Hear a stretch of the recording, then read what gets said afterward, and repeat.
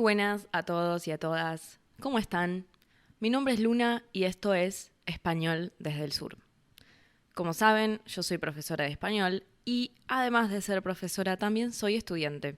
Estudiante de letras, literalmente, así se llama mi carrera, letras. Y cuando yo digo que estudio letras, la gente no me entiende. Y no estoy hablando de estudiantes de español, hablo de gente de acá, de Buenos Aires, incluida mi familia. La mayoría de las personas me preguntan qué estudio porque no entienden qué puede ser o qué puede significar letras, lingüística. Me preguntan si leo mucho o si me gusta la literatura. Y me gusta la literatura, sí, pero no la estudio.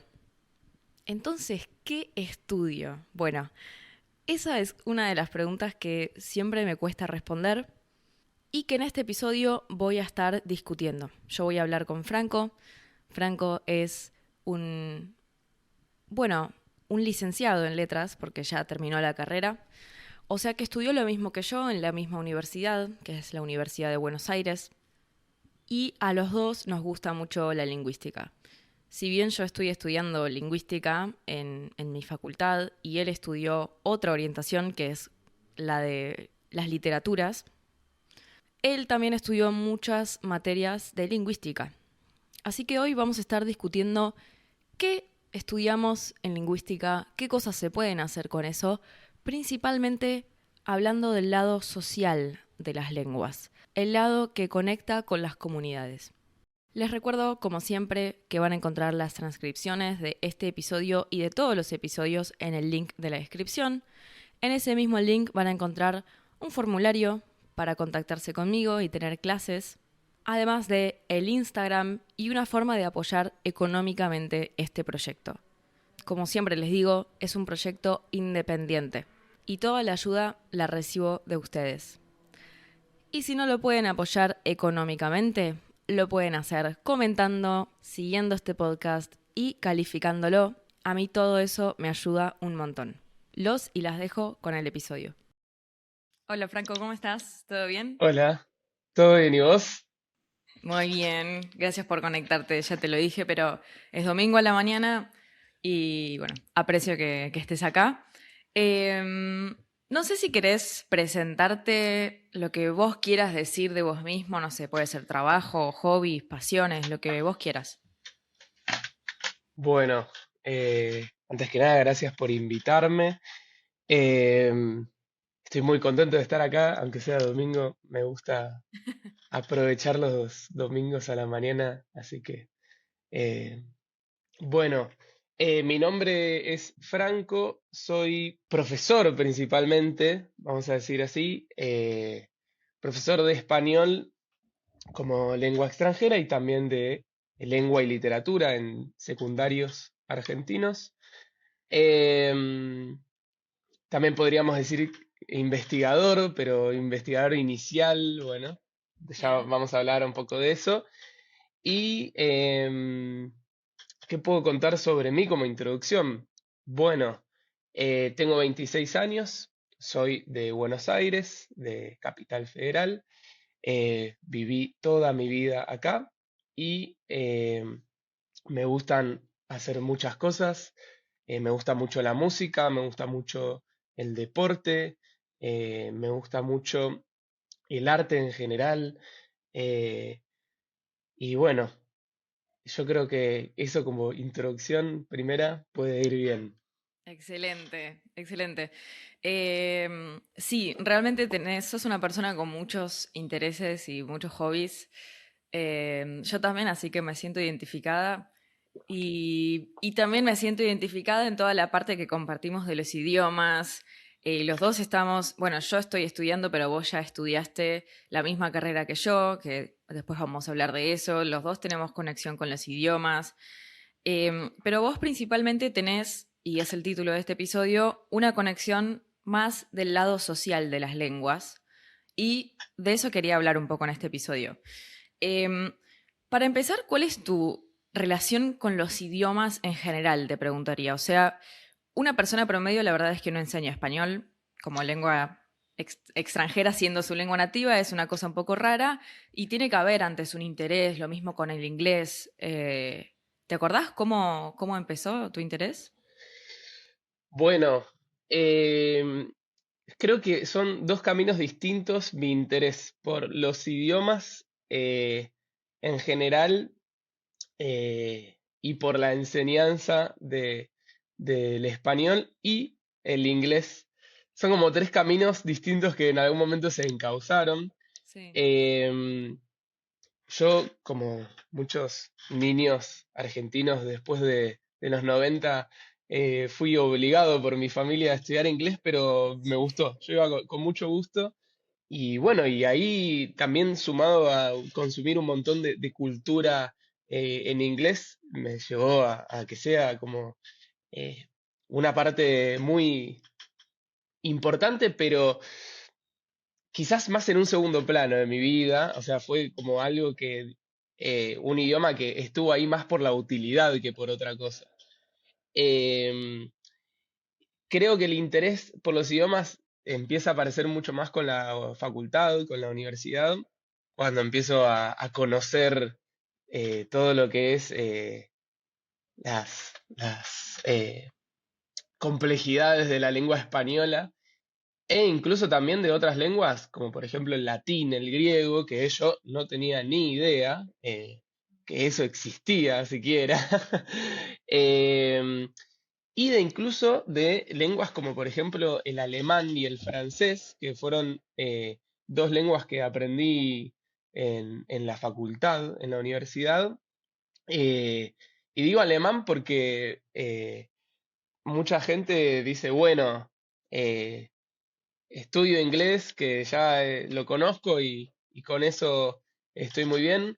A mí me interesaba la posibilidad me interesaba que la universidad te daba la posibilidad de aprender un idioma y yo dije, bueno, quiero aprender uno que no conozco.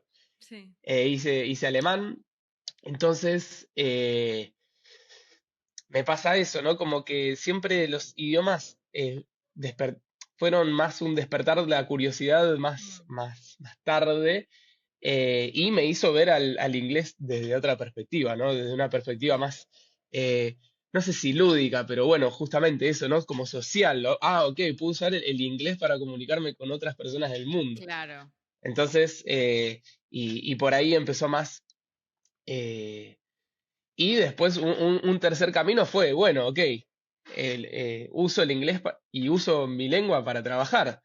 Eh, entonces, eh, también se convirtió en mi vocación y al conocer diferentes personas de otras partes del mundo, también me despertó un interés por, ah, ok, hay un mundo al que se puede llegar a partir de la lengua, Sí. de las lenguas. Entonces, ese sería como eh, mi camino, mi interés. O sea que nació básicamente a partir de la carrera, de la facultad, y me das un muy buen puntapié para hablar un poco de qué estudiamos los dos, porque yo en el podcast siempre digo que estudio lingüística y en realidad no es el nombre real de la carrera se llama Letras de la Universidad de Buenos Aires, pero tiene tres orientaciones, ¿no? La carrera. Principales, sí, tengo entendido que sí, lingüística, letras modernas y clásicas. Claro, Y que después se separan. sí, más y Sí, más. Dentro de lingüística sí, también creo que ahora hay cuatro orientaciones. Que a las orientaciones llegas después de estudiar más o menos 2, 3 años, 2 años, claro, no sé. claro, sí, como diferentes enfoques a partir sí, de la orientación que se elija, pero bueno, después para el común denominador de las personas, licenciado o profesor de letras o incluso profesor de lengua y literatura, y es lo que uno dice para zafar de una explicación. Sí. Sí. Em, bueno, yo de la carrera tenía ganas de hablar, porque, de nuevo, en el podcast yo siempre digo que estudio lingüística, porque elegí la orientación de lingüística, que me gusta mucho porque es justamente estudiar los idiomas en sí. Que los podés estudiar, no sé, cómo funcionan adentro de la cabeza, o lo podés estudiar cómo funciona en sociedad, pero estudiás el idioma, no es que lo usás para analizar, no sé, un texto, otra cosa. Y a mí eso me gusta. Siempre me gustó estudiar la gramática, siempre fui muy nerd de la gramática, entonces para mí fue perfecta esta carrera. Pero vos no elegiste la orientación de lingüística y me gustaría que me cuentes por qué es lo que te gustó de tu orientación. Bueno, qué buena pregunta. Me encontré con que hay un montón de cosas y yo quería hacer todo realmente. Entonces, terminé decidiéndome por teoría literaria porque era la que está dentro del área de letras modernas y Que sí, en teoría se estudia qué en general, básicamente. ¿Cómo lo qué podrías buena definir? pregunta. Bueno, teoría literaria, en resumidas cuentas, es el estudio de los textos, tanto como crítica como un análisis quizás más estructural, postestructural. Entonces, un poco eh, para resumir, yo diría que sería eso, ¿no? Como crítica y eh, análisis teórico en el sentido de, por ejemplo, cómo funciona un cuento, por ejemplo. Wow. Em, Desde eso a el punto de, no sé, por ejemplo, el ojo en la obra de Borges. Entonces, creo que eso es un buen ejemplo en el sentido de lo que a mí me interesaba o lo que una de las cosas que a mí me cautivó, que es el abanico que me ofrecía la orientación, que era Sí, justamente eso. Yo quería hacer muchísimas cosas, dije, bueno, teoría me lo permite porque materias obligatorias de la orientación no son muchas, son las teorías. Y después el plan de estudios dice, haz lo que quieras. sí. Y En el yo hice lo momento que que quise, quieras también. hice lo que quise, lo que pude también, porque bueno, eh,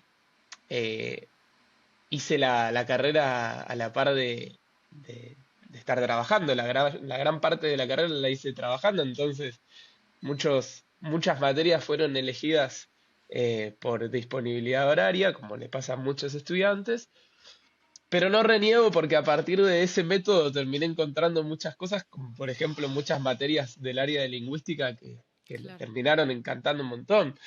Algo que fue muy importante fueron mis profesores de teoría literaria, eh, porque yo lo que más quería era escucharlos a ellos. Entonces yo Claro. dije, ok, el tema me interesa muchísimo, en la forma que tienen estas personas del área de teoría, no sé qué tienen en común todos ellos, que tenían, no sé, una forma que a mí me cautivaba mucho, ¿no? Es Sí. difícil de explicar. Sí, es que Y, además, perdón, te interrumpo, ¿eh? no, sí, sí, Los, vos los, interrumpime porque... dale. Los profesores yo diría en general de la Universidad de Buenos Aires, pero específicamente de todas las carreras que tienen que ver con humanidades, con sociales, son, bueno, ahora las universidades públicas de la Argentina están como en uno de sus peores momentos. Nunca están bien financieramente, pero ahora están peor que nunca y no sé, yo empecé las clases un mes más tarde porque no estaba la plata para los profesores. Entonces, realmente la gente que puede enseñar o que dice, bueno, no sé, no tengo estabilidad económica, pero enseño, que es lo que más me apasiona, es la gente más apasionada, que vive de la investigación, que ama enseñar y ama lo que investiga, y es gente que investigó muchísimo. Entonces, aprendes de los mejores, realmente aprendes de los mejores, eso es increíble. Sí, sí, con respecto a la situación, bueno, es un momento que yo charlándolo con profes que han vivido mucho en este país y muchos me dicen, esto es algo que nunca pasó hasta ahora, lo cual me preocupa un poco, Sí, pero sí es verdad que en nuestra carrera en particular, más allá de que la UBA es algo que se da, no sé, hay como cierto orgullo, eh, está, la vara está alta, por así decirlo, también es como hay algo de una excelencia que se transmitió con los años, pero sí es verdad que a diferencia de quizás otras carreras que que social y económicamente están más, tienen mucho más peso. La nuestra es, nadie termina la secundaria y su padre le dice, o estudias letras o te pones a trabajar. No, es como que es una decisión más jugada estudiar letras. Sí, Entonces te tiene que gustar. Y en ese te tiene que gustar, bueno, viene, supongo que también parte de la excelencia, ¿no? Realmente si estás en letras es porque tenés un interés muy grande por lo que haces y eso se nota también en las clases, ¿no? sí, sí, totalmente. A mí me encanta ir a la facultad y es re loca esta dualidad entre la excelencia de la UBA, que la UBA es la Universidad de Buenos Aires, aclaro por las dudas, la excelencia de la UBA y al mismo tiempo, no sé, que en el baño no hay papel higiénico. Porque no hay plata para reponer el papel. Y ya se sabe, no hay papel, no hay jabón. Con suerte los inodoros tienen tapa, con mucha suerte, en general no. Hay Eh, veces hay luz. a veces, a veces hay luz, a veces no.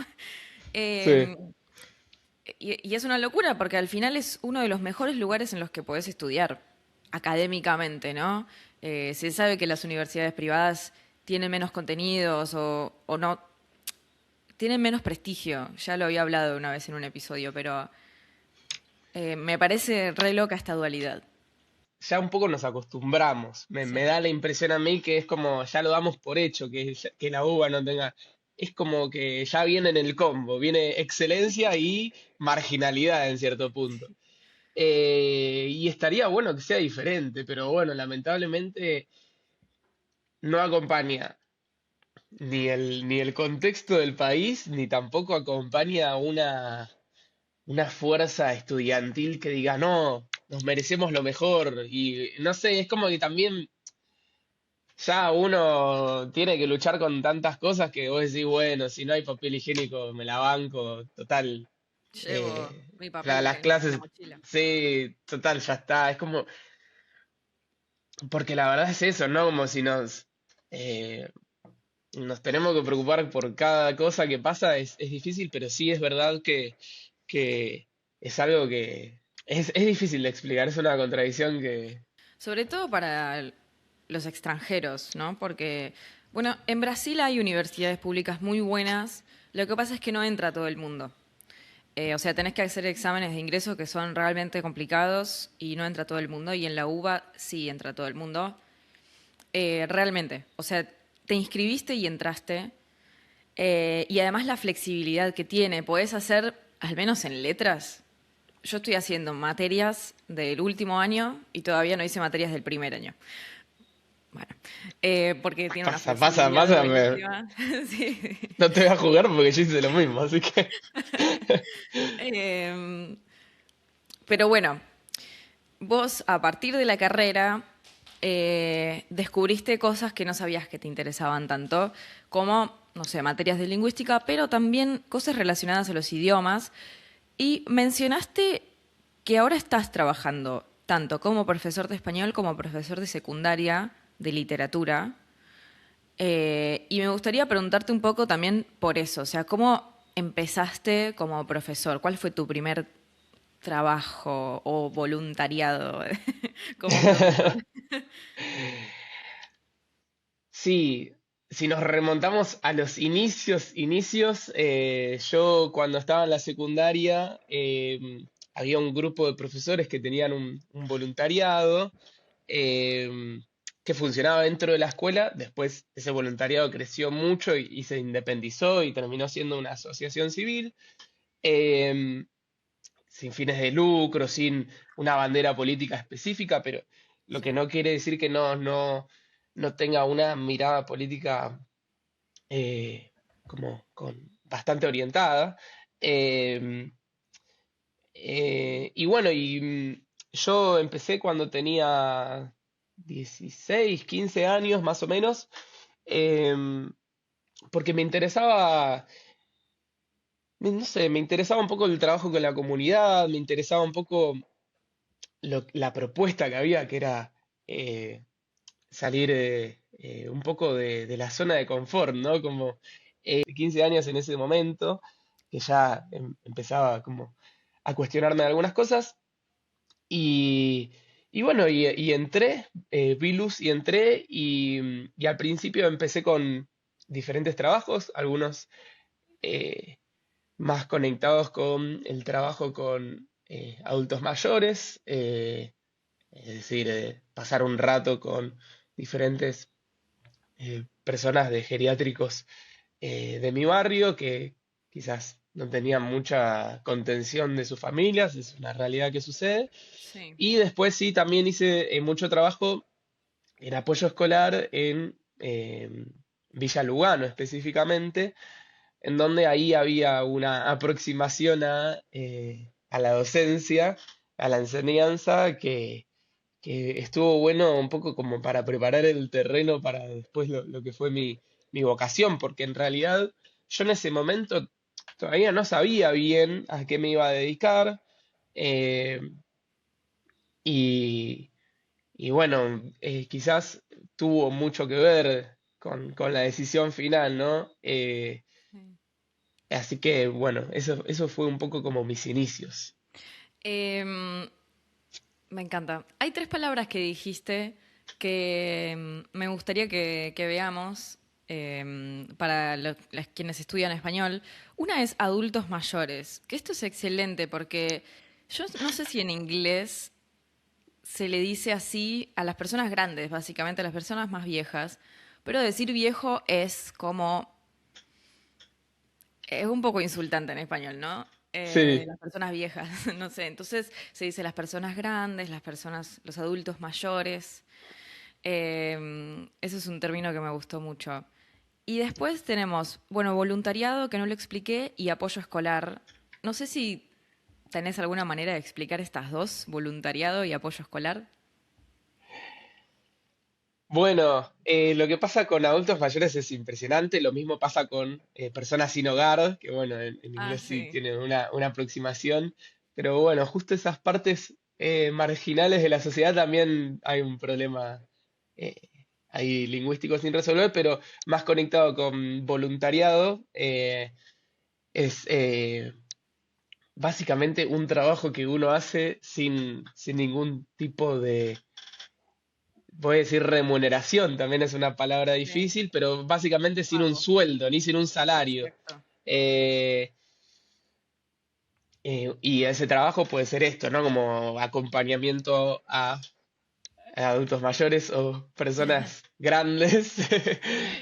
También puede ser dar clases eh, de apoyo escolar. Apoyo escolar sería básicamente un grupo de niños que necesitan cierto tipo de acompañamiento, cierto tipo de ayuda en su día a día en las escuelas, que generalmente este apoyo escolar se da no a niños que pueden pagar una profesora Claro. particular, sino más bien los niños que no pueden tener esas herramientas económicas. Bueno, ahí estamos nosotros, aunque después esos espacios terminan siendo más de contención social, Individual. del Claro. tipo de ayudar al niño a que no esté mucho tiempo en la calle o jugar, que tenga un momento de atención.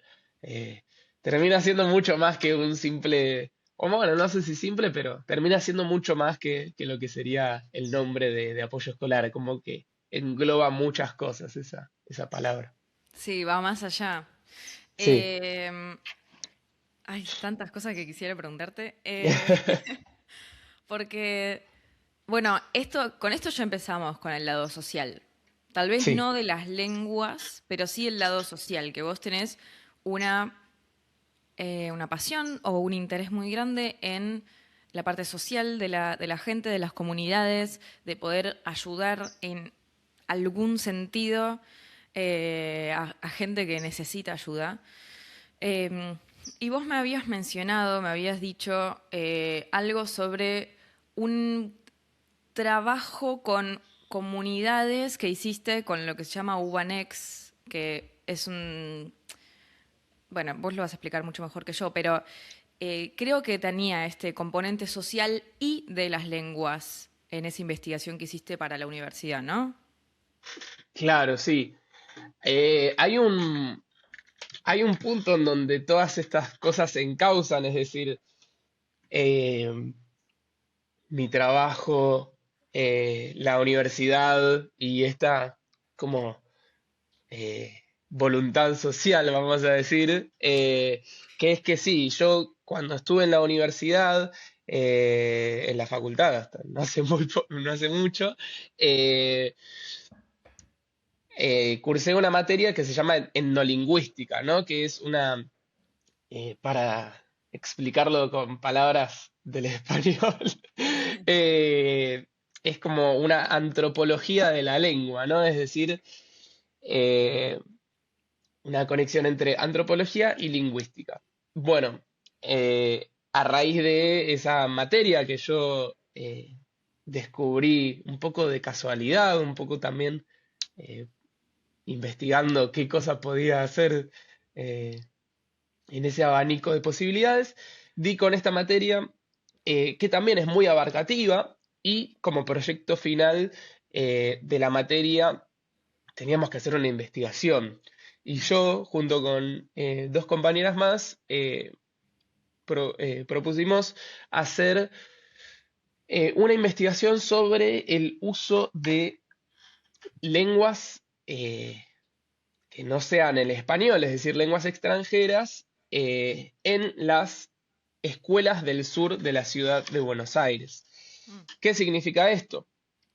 Nosotros conocíamos por investigaciones que vimos en la materia que en el sur de la ciudad, por diferentes grupos inmigratorios, se hablaban lenguas diferentes al español.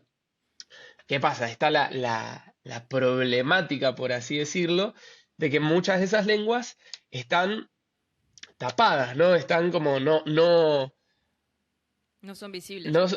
claro, no están visibilizadas en el contexto escolar. Entonces, bueno, nosotros fuimos dentro de la materia a ver qué pasaba con eso. Porque, ¿qué Hicimos lenguas son? Perdón, porque no es como lengua extranjera tipo el inglés, francés. Son lenguas más invisibles todavía. ¿Cuáles eran? exactamente. Bueno, las principales, por lo menos con las que trabajamos nosotros, eran el guaraní, Claro. el aymara y también el quechua.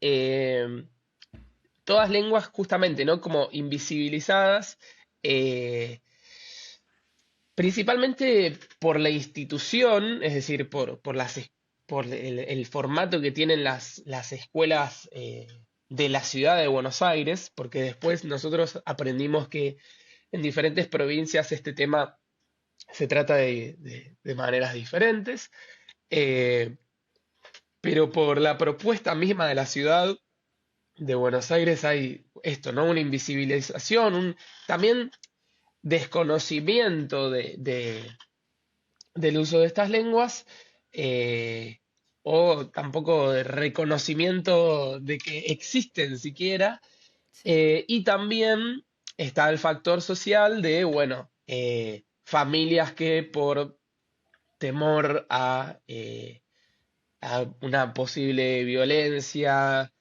racismo, etcétera, etcétera, también como, no sé si sería la palabra correcta autoinvisibilizar, pero por lo menos esconder esa situación, ¿no? Sí, Entonces sí. un poco nosotros trabajamos con qué sucedía, conocer un poco cómo era la situación, qué herramientas daba la escuela, si es que daba algún tipo de respuesta ante esta situación. Y nosotros también, de alguna manera, esto, el UBANEX sería el proyecto con el que yo continué eh, con este trabajo que hice en la materia. eh, un poco bueno, que no sea simplemente yo vengo, vos me das conocimiento, yo me lo llevo a mi casa, a mi carpetita de investigador y muchas gracias, te agradezco, muy lindo todo, sino más bien también intentar hacer algo con la comunidad, ¿no? Como un poco dar y recibir todo lo que uno puede llegar a dar desde ese lugar. Y bueno, lo que nosotros un poco intentamos dar era eso, ¿no? Un espacio donde los chicos puedan eh, expresar, puedan comentar sus situaciones, pero también un poco nosotros darle el lugar que se merecen a estas lenguas maternas que ellos tienen, principalmente porque hay mucho desconocimiento por el aspecto positivo que uno tiene, ¿no? Generalmente salen todos los negativos en estos contextos que son violencia, racismo, también Sí. hay muchas creencias en donde piensan que conocer dos lenguas puede dificultar el aprendizaje de la segunda lengua. Ujú. Entonces, todo como nuestro trabajo también de comentarles, ¿no? Bueno, no, muchas veces saber tener dos lenguas es algo positivo, Sí. eh, como un poco también concientizar sobre esta situación que, bueno, la sociedad eh, en general nos dice que es algo negativo, bueno, no es tan así también, ¿no? Desmitificar Sí. un poco eso. Sí, aparte de que son lenguas, bueno, vos dijiste el aymara y el guaraní, que el guaraní y lo digo por quienes no lo conozcan, se habla principalmente en Paraguay, Bolivia, también. En el guaraní es específicamente en Paraguay y también en Corrientes y no sé si esto ya estoy inventando un poco, pero una parte de Brasil por lo menos tiene influencias. No sé si se Ok, habla estrictamente guaraní, pero hay mucha influencia en la parte sur. ok. Pero sí, principalmente Paraguay y Corrientes. Claro, sería Paraguay y el noreste de Argentina, que son todas lenguas originarias. O sea, vos dijiste extranjeras porque no son originarias de acá, Claro. eh, pero en realidad se llaman lenguas originarias a las lenguas, bueno, indígenas, no sé cómo se diría, Sí, sí, sí, está eh, bien. lenguas que hablaban los pueblos originarios también, ese es otro término, ¿no? Que obviamente no son las lenguas de los colonizadores, entonces fueron extintas casi. No todas, pero muchas sí fueron extintas, de hecho. Y por eso la importancia de conservarlas, porque no es como que se extinguieron naturalmente, tipo, no sé, los dinosaurios. Fueron extintas por alguien. Eh, Claro. entonces, bueno, la importancia de la conservación de esas lenguas, que además, bueno, tanto en Paraguay como estoy segura de que en Bolivia, Bolivia es un país que es Puede bilingüe, ser. mayoritariamente, no con el guaraní, pero en Y con el Bolivia Aymara. con el aymara, ahí está. Bueno, son países bilingües. Y Sí, al menos en Buenos Aires yo escucho mucha gente que está como em, admira que en Europa se hable naturalmente como dos idiomas o más, cuando en Paraguay y en Bolivia también se hablan dos idiomas, pero claro. es como, ah, bueno, pero no sé, en Europa hablan inglés y francés, y en Bolivia hablan español y aymara. Entonces es como que nadie lo dice, pero no tienen el mismo prestigio, ¿no? Em, ¿Esa es la parte que a vos te interesa? ¿Por qué una cosa tiene más prestigio que la otra? ¿O qué es lo que más te gusta del estudio de estas lenguas, de esta comunidad, de la conexión con esta comunidad? ¿Se entiende? ¿Qué es lo que más te llama de Sí, eso? todo esto, ¿no? El trabajo voluntario, de esta aproximación social a las lenguas. Se dio algo como tan natural para mí, algo de como, no de tengo que hacer, pero lo hago porque es algo que no, ni siquiera me lo cuestiono, ¿no? Claro. Pero si vos me preguntás qué me gusta de esto,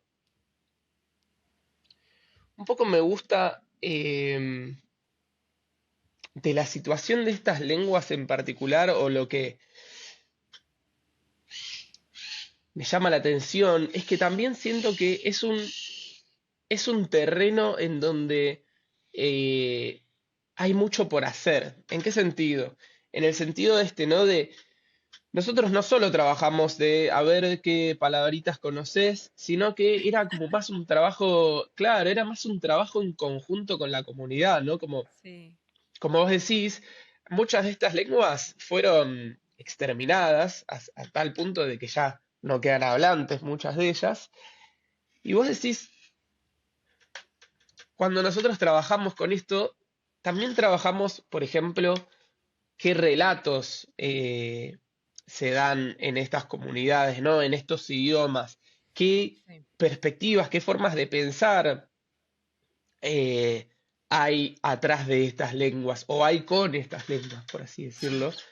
Eh, entonces eso, para mí, tiene un interés más, como por así decirlo, humano, ¿no? Es una perspectiva filosófica, es un mundo de ver el mundo, una comunidad entera sí, eh, que, bueno, quizás a través de la lengua uno llega, pero una vez que uno está ahí es mucho más que eso, ¿no?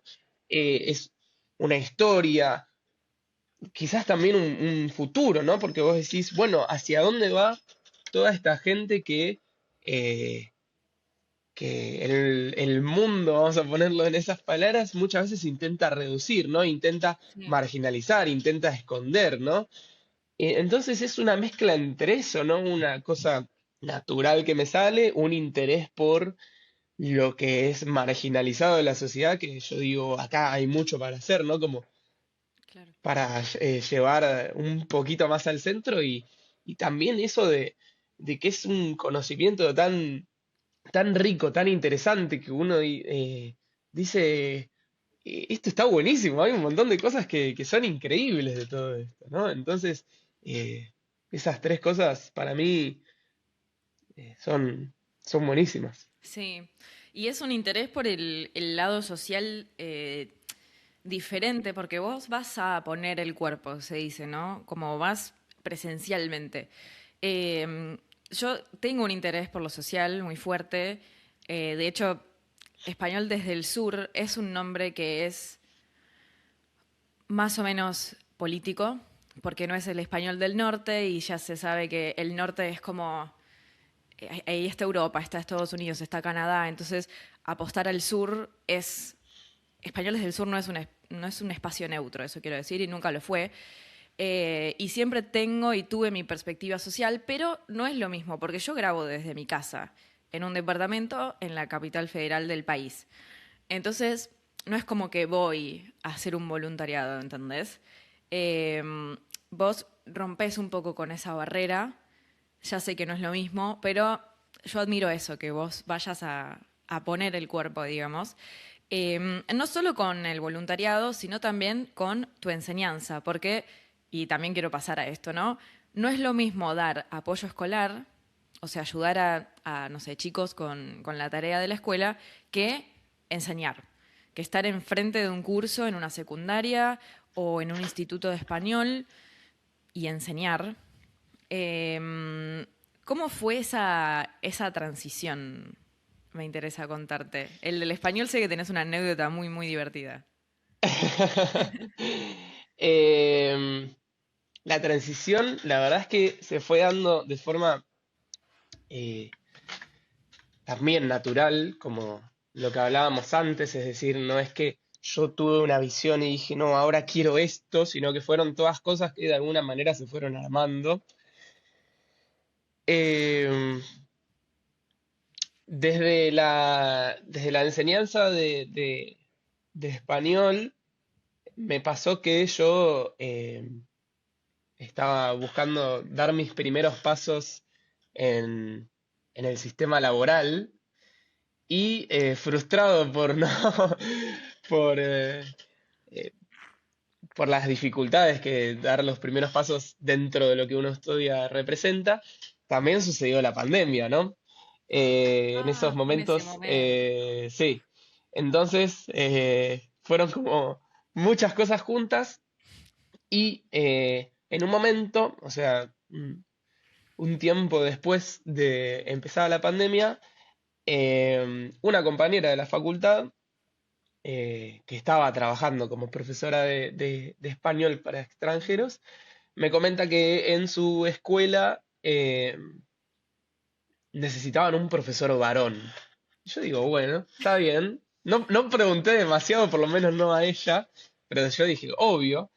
En su momento yo todavía había coqueteado con la idea de ser profesor, pero algo que me pasaba es que yo eh, todavía no me sentía seguro, ¿no? Sentía que algo me faltaba. Pero bueno, no, ya para este entonces ya dije, bueno, hay que empezar, Sí. hay que hacerlo ya, no puedo dudarlo más. Dije, bueno, vamos. Y que necesitaban un profesor de varón porque tenían un estudiante muy particular del cual no podía darle clases a una mujer, y en ese momento la escuela solo tenía profesoras mujeres. Bueno, está bien, digo, ok, acepto, y este profesor tan particular era que por cuestiones religiosas no podía tener un profesor, una profesora mujer. Era básicamente el embajador de Emiratos Árabes. La embajada de Emiratos Árabes en ese momento estaba haciendo un cambio de embajador Sí. en plena pandemia, y este nuevo embajador necesitaba un profesor de español para que lo ayude en su cotidianeidad, ¿no? Eh, bueno, entonces esa fue mi primera misión, mi primer trabajo.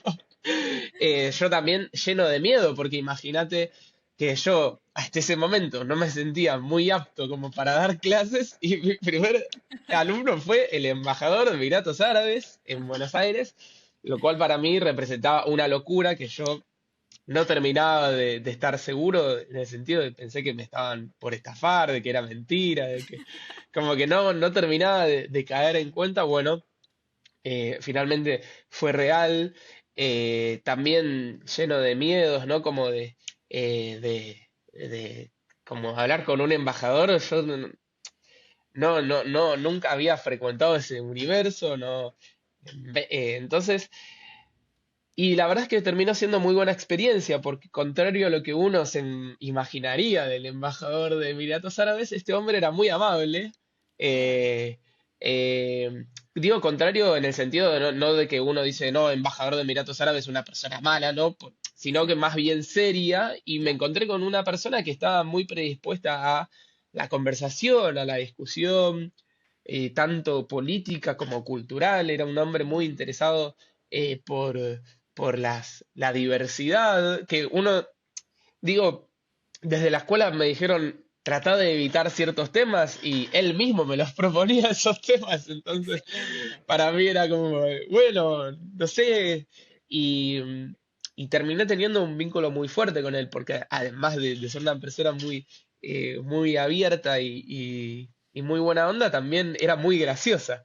Entonces se prestaba para mucho, ¿no? Yo a veces iba casi de traje, de corbata, camisa, y él aparecía en pijama a veces, con sus hijos y su familia, porque eh, en ese momento iba a la residencia de la embajada, y ese fue mi primer alumno. Entonces, eso fue poner el cuerpo para mi trabajo en la pandemia, donde también poner el cuerpo era Imposible. algo que, bueno, ahora en perspectiva uno dice no era tan terrible, pero en su momento era todo un mundo poner el cuerpo en ese momento, Sí, ¿no? qué locura esa experiencia.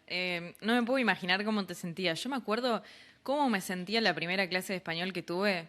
Ni siquiera te digo la clase. Cuando recibí la primera solicitud de clase estaba como, ay, no, no, no, porque hice esto, yo no entiendo nada. O sea, va a ser obvio que no entiendo nada. Después no estuvo tan mal, pero estaba muy, muy nerviosa. No me puedo imaginar cómo estabas vos. Pero bueno, a pesar de eso lo hiciste evidentemente bien. ¿Y después de eso te quedaste en el instituto o cómo fue después tu trayectoria y tu camino como profe de español? Sí, bueno, es como vos decís, me moría de los nervios. Es el recuerdo que tengo de sentir que me estaba equivocando, que lo estaba estafando a él, pero bueno, como vos decís, resultó bien, así que no, mi síndrome de impostor Sí. fue vencido, le gané y seguí de largo, continué con el instituto, sí, ya no, el embajador era el único privilegiado que tenía clases presenciales y después Claro. tuve muchos alumnos virtuales, ¿no? Porque bueno, desde la escuela les gustó, o por lo menos recibieron buenos comentarios del embajador, entonces me tomaron para otras clases más virtuales y una vez que se fue abriendo todo, di clases presenciales con barbijo, Ah, no. eh, esas cosas que uno dice, bueno, eh, ya quedó todo muy viejo, gracias a Dios, pero sí, una vez que se empezó a abrir todo, empecé a dar clases grupales en la escuela y sí, después todo continuó hasta el día de hoy. Bien. Bueno, qué bueno que salió todo bien. Sí. No sé si me queda algo pendiente. La verdad es que siento que recorrimos bastante cómo fue tu camino de estudiar idiomas, a la parte más social, a la parte de enseñar español, que tiene una parte social también, tal vez menos obvia, pero bueno, enseñarle español a un extranjero, no sé, por ejemplo, a un estadounidense, ya es en general una novedad, porque un estadounidense promedio no estudia otro idioma, porque el inglés es el idioma privilegiado, ¿no? Entonces, eh, ya que quiera aprender español, es bastante, es una novedad. Pero bueno, creo que lo que sí me queda pendiente es preguntarte de ahora en más qué. Porque como fue evolucionando mucho tu camino con todo esto, ¿cómo te ves a futuro? ¿Qué te ves haciendo? Claro, sí. Es una pregunta que me hago todos los días. Perdón. No, pero la verdad, no. La verdad es que lejos de estar perdido, quizás la problemática es decidir entre todas las cosas que quiero hacer. Claro. Sé que algo, lo que tengo en claro es querer continuar mucho más con las clases de español como segunda lengua, porque fue un trabajo que se conectó muy bien con el momento de estudiar mi carrera, pero que después eh, yo me di cuenta que es algo que me interesa mucho, ¿no? Entonces algo que me gustaría no solo seguir haciendo, sino también seguir formándome, es decir, eh, es algo que me interesa mucho continuar, Sí. y ya sea desde la enseñanza institucional, es decir, desde un instituto, desde algo más, eh, ¿cómo decirlo? Más cotidiano, más de escuelas de español, y estaría bueno quizás en un momento hacerlo también de manera más social. Por ejemplo, conozco institutos acá en Argentina que eh, enseñan a inmigrantes de Senegal, por ejemplo, Wow. o a refugiados de Ucrania y entonces, como que ese lado también me interesa mucho, todavía no entré, pero siento que estaría muy bueno, ¿no? Entonces, eso por un lado. Y después también algo que a la hora de cuando terminé la carrera dije, bueno, ¿y ahora qué? ¿No? Como pensé en muchas alternativas, ¿no? Como estudiar otra carrera, hacer una maestría, eh, seguir investigando yo por mi cuenta.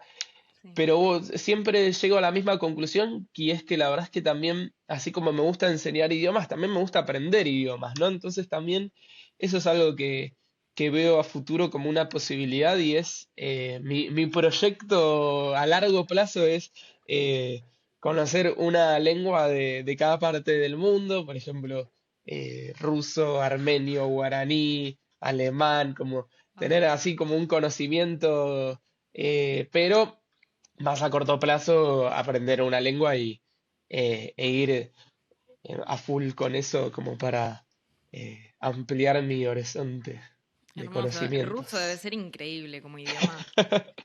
Yo cuando Sí, lo sí, escucho me encanta, en general me encantan los idiomas o los acentos que suenan fuertes. Bueno, me gusta el de Argentina, obviamente, el porteño, porque tiene esa cosa de shh, así que me gusta. Me gusta sí, del inglés, el acento escocés me gusta un montón, porque también increíble. es muy fuerte o es fuerte en comparación a lo que más tenemos de exposición, que es el estadounidense. Eh, y por eso el ruso también me gusta muchísimo. Me gusta mucho el chino. Bueno, me gustan los idiomas que suenan como así bien particulares. Igual que el porteño, ¿no? En comparación con el, no sé, el colombiano, que es más suave. El porteño suena un poco más, Mm, el rioplatense, ¿no? Suena un poco más fuerte. Y sí, eso me gusta. Eh, Así que bueno. Bueno, nada, me gustó mucho tenerte y verte otra perspectiva. No sé si hay algo que quieras decir antes de terminar que te haya quedado pendiente. no, nada, eso. Muchas gracias por invitarme, por la conversación. Hablé muchísimo, No, está perfecto, es una eh, entrevista. pero bueno, nada, eso, que estoy muy agradecido por esto, por conversar. Siempre está bueno hablar de estos temas. Así que nada, muchas gracias. Gracias a vos. Nos vemos.